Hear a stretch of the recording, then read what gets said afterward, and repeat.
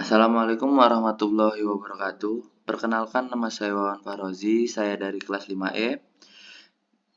Sebelumnya saya hormati Bapak Vicky Hidayat selaku dosen pengampu mata kuliah pengujian sumur. Saya di sini akan membahas soal nomor 1 ujian akhir semester tentang soal pressure drawdown pada suatu sumur dengan menggunakan tabel data 2. Di sini saya memperoleh data yaitu laju aliran sebesar 2500, faktor volume informasi sebesar 1,21, viskositas sebesar 0,92, porositas sebesar 0,21, ketinggian sebesar 23, kompresibilitas totalnya sebesar 0,00000872, untuk radius lubang sumurnya sebesar 0,401. Di sini ada 4 poin yang ditanya. Yang pertama itu adalah estimate when the well-bore storage period end. Yang kedua itu adalah when the infinite external radial flow period starts.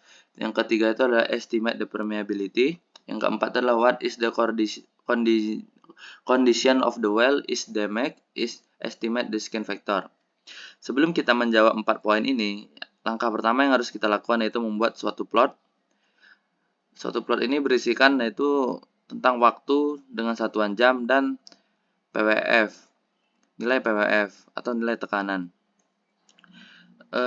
Yang dimana untuk sumbu X itu diisi dengan parameter waktu dan sumbu Y itu diisi dengan parameter tekanan. Jadi dapat disimpulkan bahwa grafik ini merupakan tekanan terhadap waktu. Pada nomor 1 kita disuruh mencari periode selesai pada penyimpanan sumur. Di sini saya menganalisa pada grafik saya yaitu untuk memperoleh dua titik, itu titik potongan pertama dan titik potongan kedua. Untuk titik potongan pertama yaitu titik menunjukkannya dimulainya penyimpanan sumur tersebut yang ditandai dengan perubahan garis yang awalnya lurus menjadi sudut kemiringan curam. Nah, itu menandakan bahwa suatu penyimpanan sumur itu dimulai. Dapat dilihat setelah saya analisa dan identifikasi, saya menemukan titik perpotongan pertama itu di angka 0,06227 dan menemukan titik perpotongan kedua itu di angka 1,3423. Dari titik 0,66227 sampai 1,3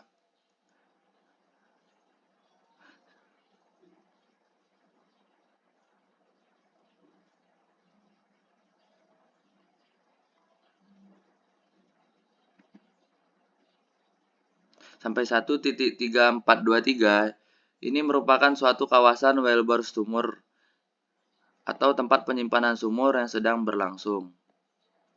Jadi, dapat kita simpulkan, untuk nomor 1 itulah periode penyimpanan lubang sumur diidentifikasi di bagian awal grafik, di mana pola eksponensial diamati dengan jelas. Setelah penyimpanan sumur berakhir, grafik berubah menjadi garis lurus. Nah, dapat kita lihat di sini, yang awalnya memiliki sudut kemiringan yang curam, grafik berubah menjadi garis lurus yang lebih landai. Nah, di sini menandakan bahwa proses penyimpanan sumur itu telah berakhir. Mencerminkan aliran radial flow dalam reservoir. Nah, dapat dilihat dari grafik perpotongan yang pertama pada waktu 0,622 jam. Di situ menunjukkan bahwa dimulainya penyimpanan pada sumur. Dan untuk perpotongan radial yang kedua yaitu menunjukkan waktu periode wellbore sumur berakhir pada 1,3423 jam.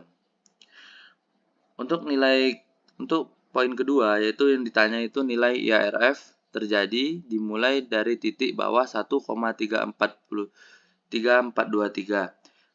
Itu dikarenakan nilai aliran radial flow terjadi saat adanya perubahan fase transisi menuju ke bagian yang melandai atau datar. Dapat kita lihat di sini saya sudah mengidentifikasi juga dan menandai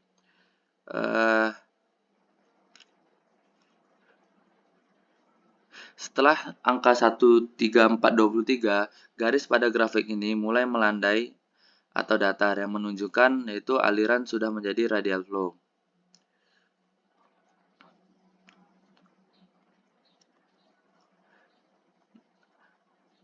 datar atau nilai konstan pada grafik. Pada grafik plot di atas terlihat di daerah Wilbur-Storex yang bermula dari posisi di bawah, di atas kemudian turun dan konstan berada di posisi mendatar setelah memasuki daerah IRF. Dapat dilihat dari awal dimulai penyimpanan sumur, grafik menunjukkan sudut kemiringan yang sangat curam dan ketika mencapai titik berakhirnya periode penyimpanan sumur, grafik mulai melandai atau datar secara konstan.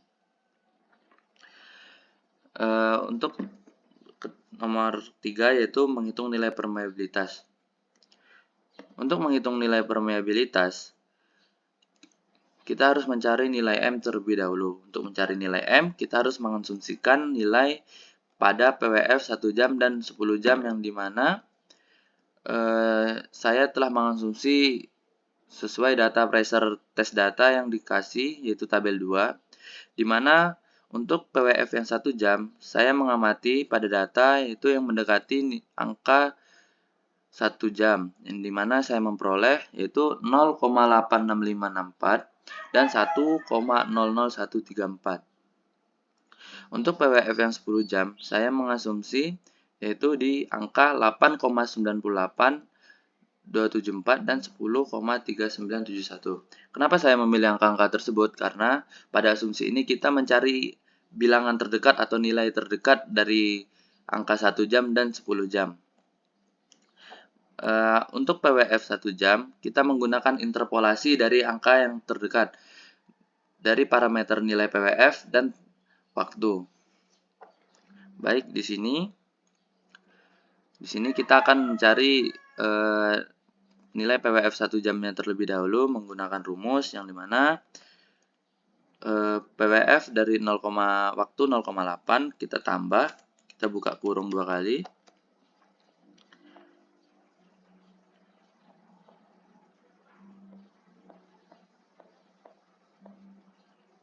Kita buka kurung 2 kali. Karena PWF 1 jam kita tambah angka 1 di sini, kita kurang waktu dari 0,8.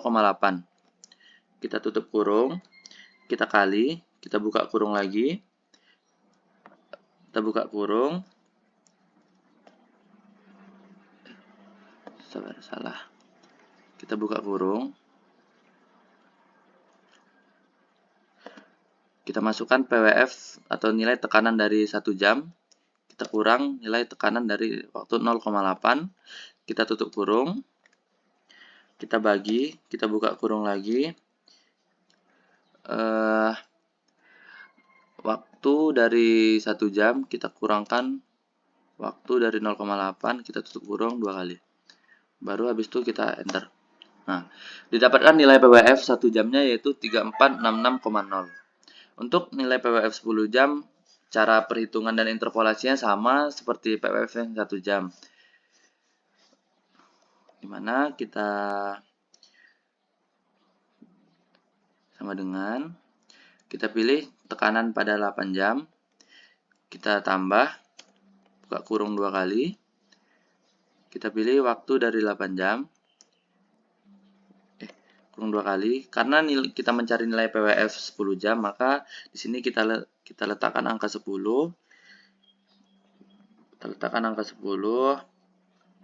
kita kurang dari waktu 8 jam, kita tutup kurung, kita kali, kita buka kurung, kita pilih nilai tekanan dari 10 jam, kita kurangkan nilai tekanan dari 8 jam, kita tutup kurung lagi, kita bagi, kita buka kurung, memilih waktu pada 10 jam, kita kurang, memilih waktu pada 8 jam, kita tutup kurung 2 kali, kita enter. Baik, untuk PWF 10 jamnya kita memperoleh nilai sebesar 3067,7. Baik, untuk mencari nilai M-nya bisa menggunakan persamaan sebagai berikut, di mana M itu yaitu PWF 2 dikurang PWF 1, log T2 dikurang log T1. Untuk log T2 dan log T1, karena kita menggunakan asumsi PWF 1 jam dan PWF 10 jam, untuk log T2-nya yaitu PWF 10 jam dan untuk log T1-nya itu PWF 1 jam. Langsung saja kita cari. Itu ABS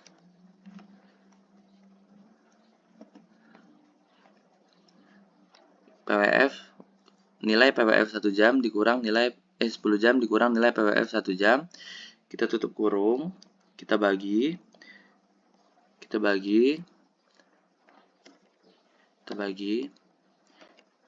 Ini menggunakan log 10, kita kurang log 1. Kita tutup kurung, itu kita enter. Nah, nilai M yang didapat yaitu 398,3 PSI. Nah, setelah kita memperoleh nilai M-nya, kita baru bisa mencari nilai permeabilitasnya. Untuk nilai permeabilitas, kita dapat menggunakan persamaan 162,6 dikali Q dikali B dikali mu per M dikali H. Baik, untuk kita cari, kita buka kurung, 162,2 dikali Q, berarti ambil nilainya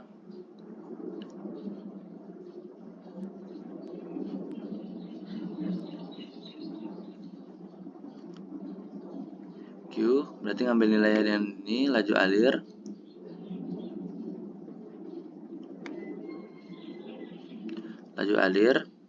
kita kali dengan B0, kita kali lagi dengan nilai viskositasnya. Kita tutup kurung, kita bagi, kita buka kurung lagi,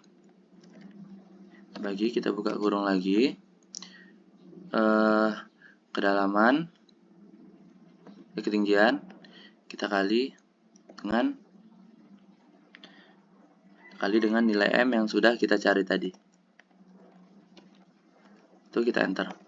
Baik, untuk nilai permeabilitasnya dari sumber ini kita memperoleh nilai 49,3 milidarsi. Untuk yang keempat itu menghitung nilai skin factor. Untuk menghitung nilai skin factor, kita dapat menggunakan persamaan yaitu yang pada rumus ini, di mana kita langsung saja mencari 1,151 dikali, buka kurung 3 kali, dikali P1HR. Untuk nilai P1HR sama dengan nilai PWF 1 yang telah kita cari tadi, yaitu 3466,0. Kita kurang nilai PWF. Untuk nilai PWF-nya kita mengambil nilai pada pressure data, yaitu PWF yang pertama, di nilai 6009. Kita ambil, kita tutup kurung, kita bagi nilai M, kita tutup kurung, kita kurang log, kita buka kurung lagi, kita masukkan nilai permeabilitasnya, kita bagi, kita buka kurung, setelah itu baru kita masukkan nilai ini. Kita masukkan nilai viskositasnya.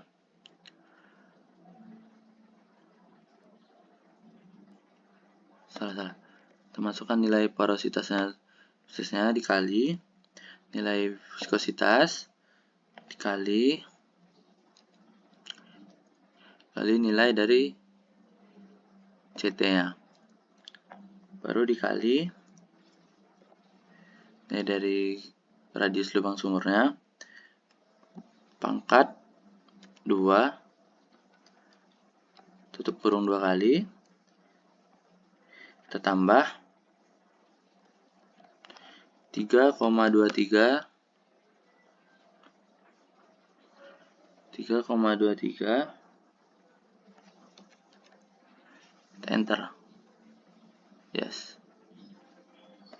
Di sini saya mendapatkan nilai skin yaitu minus 13,1 yang dimana skinnya ini lebih kecil dari 1. Jadi dapat kita simpulkan dari skin faktor yang didapat yaitu minus 13,1 lebih kecil dari 0 menunjukkan bahwa keadaan sumur mengalami perbaikan formasi sumur yaitu atau stimulasi untuk meningkatkan aliran fluida.